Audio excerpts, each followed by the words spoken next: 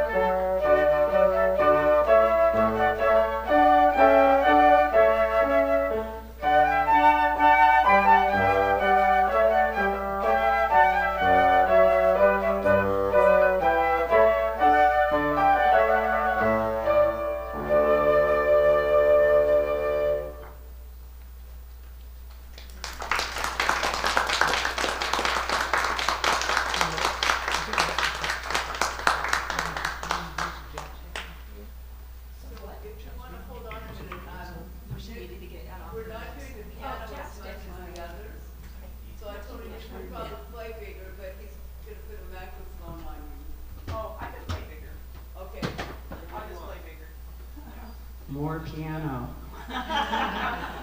We'll give you this big old microphone, that'll be awesome. So the next tune that we're going to play is Scheherazade, and this comes from a suite that Rimsky-Korsakov wrote in 1887. It was based on, it was originally an orchestral piece. Obviously we're doing a chamber music version of it.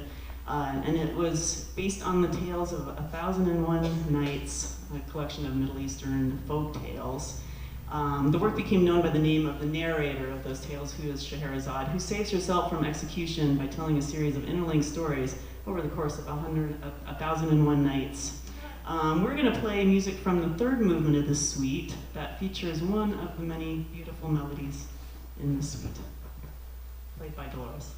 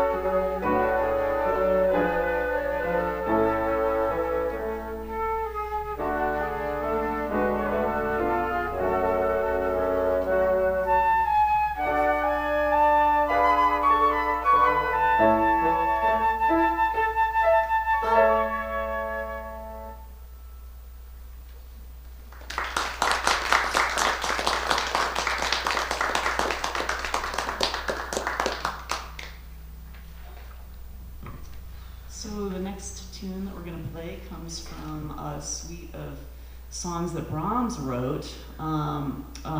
He actually wrote 21 Hungarian dances that were all kind of based on folk melodies, all except for 3. He came up with an original melody for 3 of them. This is one of the most popular ones. This is Hungarian dance number 5, as arranged for a chamber group. You're probably going to be familiar with this melody because it's pretty well known, right? If not, welcome to Hungarian dance number 5.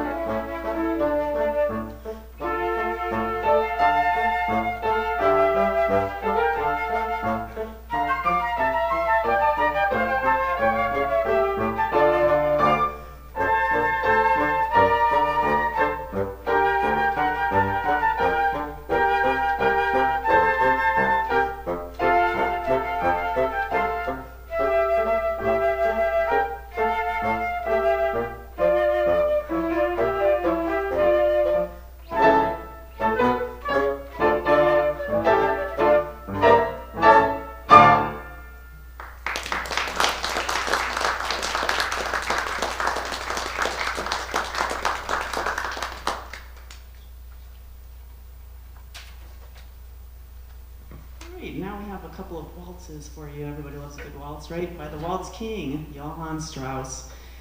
This is the Emperor Waltz, and it was commissioned to commemorate a meeting between the Austrian, the leader of Austria. I can't remember if he was a Kaiser or a king or whatever. Czar, whatever, something. He's the leader of Austria and the leader of Germany at the time. And Strauss's publisher said, well, because it was originally going to be called Hand in Hand, to commemorate they were going to come and shake hands, I guess, or something. And he said, let's call it the Emperor Waltz, and neither one of them will know like which one they're talking about. So it could be either, right? So Emperor Waltz.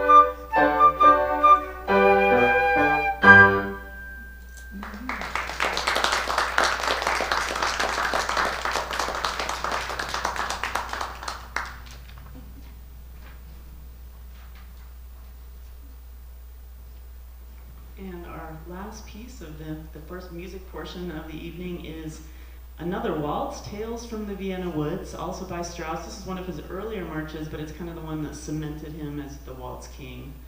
And this one is also meant to, I think it's also based on a folk tune from people in the Vienna Woods. So,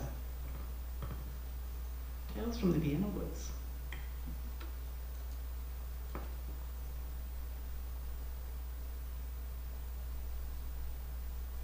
Sorry, this one has a complicated road map that I have to remember. Like, where are we going? When are we going there? Right? Okay, here we go.